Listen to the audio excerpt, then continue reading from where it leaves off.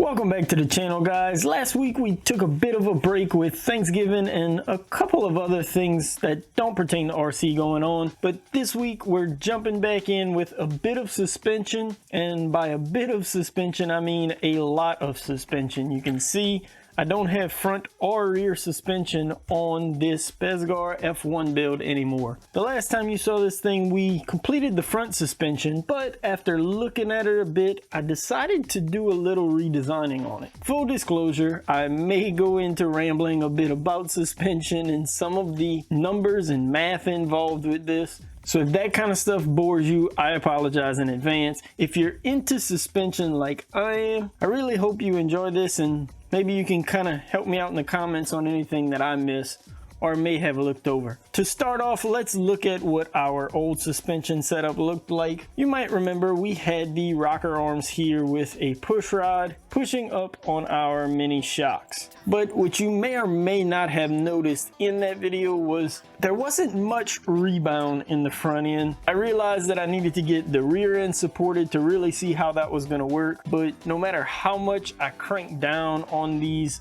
micro shocks, I couldn't get enough rebound in them to hold this front end up where I wanted it. So I started doing a little more reading, a little more research into what goes into tuning a suspension like this, the actual geometry behind a rocker arm or push rod suspension. And I realized right away what probably my biggest issue was. There's two things that go into designing a push rod suspension. The first being the 2 points where the push rod and the shock connect in association with the pivot point, or where our bearing is. Typically we want these as close to 90 degrees apart from each other. So if our shock is connecting here, our push rod should be connecting over here somewhere, not way down here. You can see I got more of a 135, 170 degrees, somewhere around there angle. So that was an issue to begin with. But my second issue came in with the spring rate actually.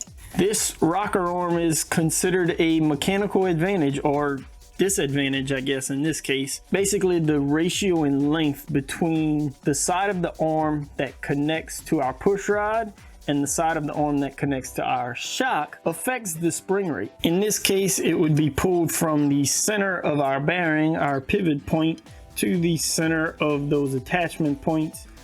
You can see to the center of the shock here, we got roughly 10 mil, and to the center of our push rod, we have roughly about 18 mil.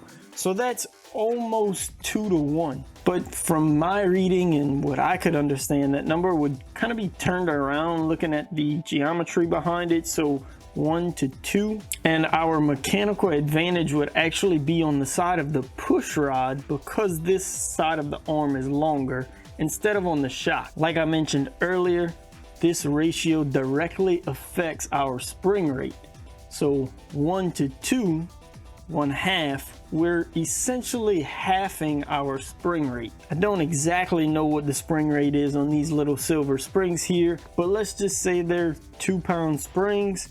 If we're using this rocker arm here with this 1 to 2 ratio, this little spring is now basically a 1-pound spring. That's a very, very simplified explanation of the geometry and the forces being applied here. Hopefully that gives you a little explanation into where I'm going with this. The first thought was just to shorten up the push rod side and make it the same length as the shock side, but if you can see here, that would put our push rod hitting directly in our control arm, so that wouldn't work out. And that led me to completely redesigning this whole thing. We now have a new front bulkhead piece, and we've got a brand new rocker arm. These turned out really nice. You can see we have closer to that 90 degrees like I talked about before that we want between our 2 points. This is actually just a little over 90 degrees. But more importantly, you can see our ratio between our length here on the push rod side and the shock side. Our shock length is now longer than the push rod length. This obviously led me to having to attach it in a different location. As we get this together, you should be able to see how all of this is going to orient now. I had to go ahead and make some new push rods. I made these using a little threaded rod and actually cutting the ends off of some old SCX 24 links that I had. These had to be a little longer than the original ones I had, but with this fully together, you can see the shocks are kind of in a different position now. Things are a little more spaced out and the geometry behind it is a little different, but it gives us a lot better setup and should work a lot better. You won't see the full effect just yet, but with the front kind of wrapped up, now we can bounce, no pun intended, to the rear. I hadn't even begun working on the rear when you saw that last video, but we did know that we wanted to try to do something kind of like that Agama N1 suspension with the shocks laying down. Couldn't really find a good way to use those little micro shocks again for the rear, so we're going with the mini Revo shocks in the rear.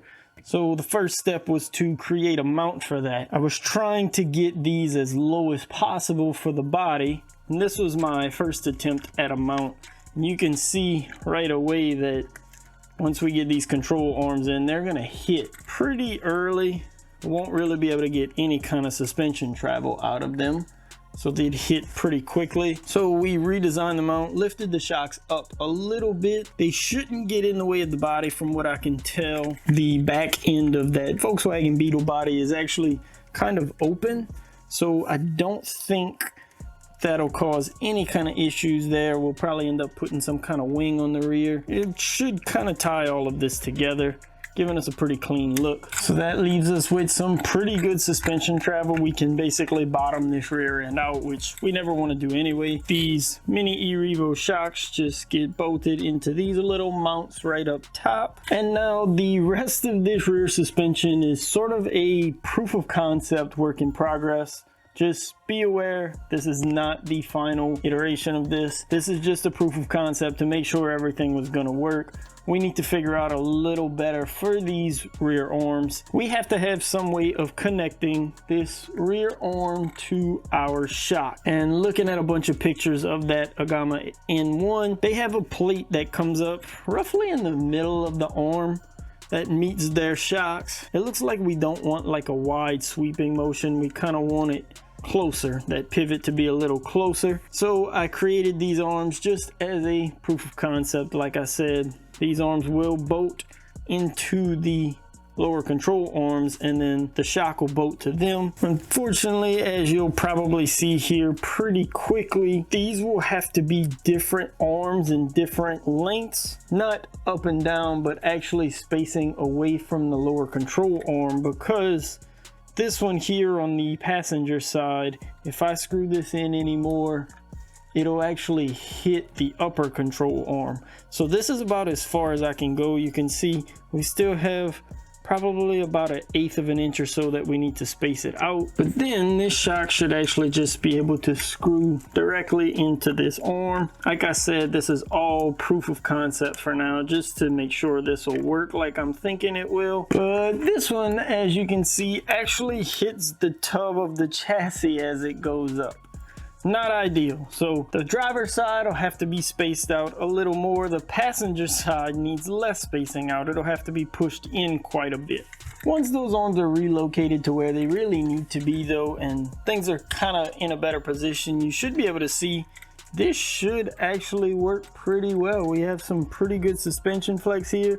These are some pretty stiff springs. I'll probably go with a little bit of a softer spring back here, but we have a full suspension now, front and rear. It works pretty well. The front still doesn't rebound completely all the way back up, but I don't know if I'm actually dissatisfied with that. This is going to be an on-road build at the end of the day, so kind of drooping down isn't that bad when it's under power. Obviously with some torque twists, we should be lifting up like this.